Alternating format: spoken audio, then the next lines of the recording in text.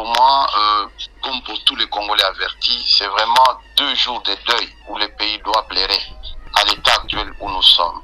Le deuil dans le sens profond, parce que en principe, ces 2 personnages ont sacrifié leur vie pour que le Congo soit meilleur. Mais malheureusement, lorsqu'on regarde le Congo aujourd'hui, c'est un Congo malheureux.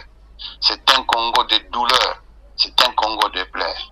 Vous imaginerez que quand Lumumba, déjà en 1960, jeune, à 30 ans, il disait « on ne peut jamais balkaniser le Congo ». Ça voudrait dire aucune partie, aucune terre congolaise ne peut être gérée par l'étranger. Mais malheureusement, regardez aujourd'hui, une partie importante est gérée par les étrangers. Quand M. Laurent Désiré Kabila disait « ne jamais trahir le Congo », ça voudrait dire on peut tout faire, mais on ne peut pas trahir le pays.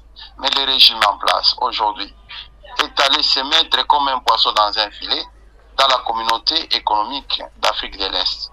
Là où ce régime savait que c'est une communauté où il y avait beaucoup d'antécédents au départ. C'est une communauté où les gens envient notre portion de terre. Donc on a été distribué notre portion de terre. Et c'est un jour de deuil parce que aujourd'hui, nos pères de l'indépendance prônaient pour l'indépendance politique, totale, diplomatique.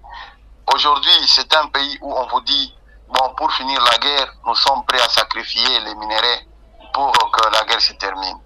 Nous sommes prêts à aller s'agenouiller devant tout le monde, que ce soit en Afrique, que ce soit en Amérique ou en Europe, pour que le pays retrouve la paix. Ça voudrait dire que le pays n'est pas en mesure de restaurer sa propre paix.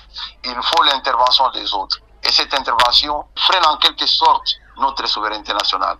Un pays où Lumumba attendait une indépendance économique, au regard des potentialités que nous avons dans notre pays, que ce soit sur le plan minier, que ce soit sur le plan hydrographique, que ce soit sur le plan forestier et autres, touristique et autres, nous avons, et même sur le plan du capital humain, Lumumba, comme Mouzé, pensait à un Congo qui va se développer.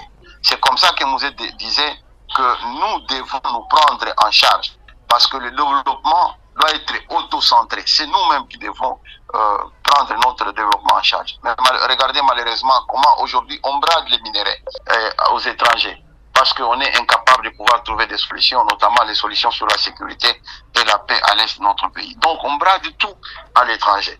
Et enfin, il y a sur le plan infrastructure, regardez, Lumumba, quand il parlait d'un Congo beau, un meilleur Congo à vivre, quand M. Laurent Désiré Kabila disait, nous allons commencer notre propre pays. C'est avec les infrastructures.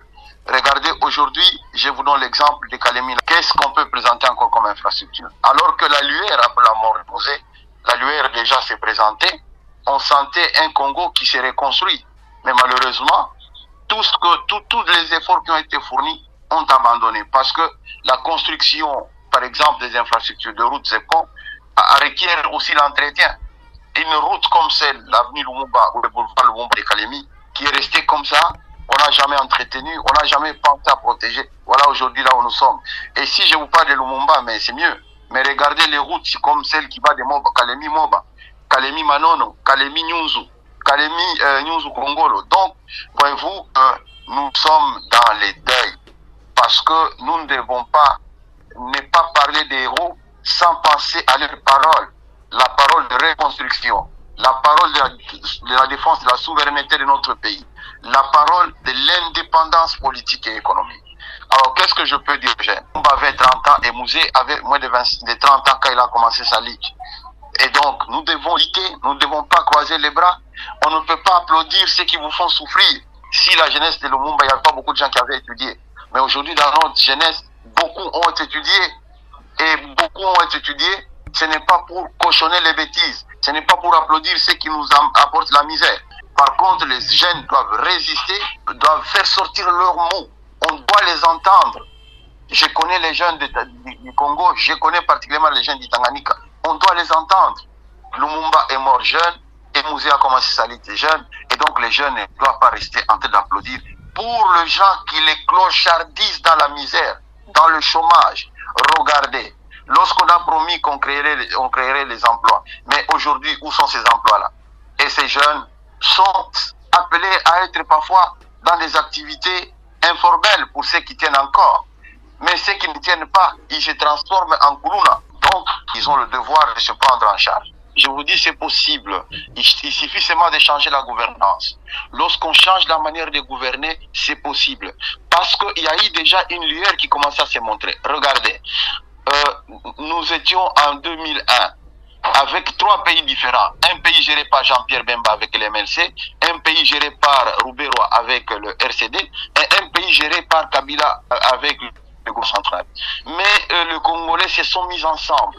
Ils ont parlé, ils ont négocié, ils ont trouvé le modus vivendi, un nouveau modus vivendi. Mais avec la bonne gouvernance, en termes de la bonne répartition de la richesse nationale, on répartit la richesse nationale de manière équitable, de manière juste. Moi, je vous dis, il y a une façon d'aller de l'avant. Et les points de départ aujourd'hui, c'est se mettre ensemble en tant que Congolais. Nous nous mettons ensemble dans un dialogue intercongolais où on doit se dire, mes chers amis, arrêtons quand même. Arrêtons. Ce qui nous reviennent, c'est parce que les gens gèrent mal. Donc les négociations, le dialogue, au sens des 5 O et de l'ECC, ça peut être un point de départ où on se dit, fini quand même cette histoire. Et on peut aller de l'avant. C'est question de changer la gouvernance pour que les choses aillent de l'avant et Congo retrouve son monde meilleur.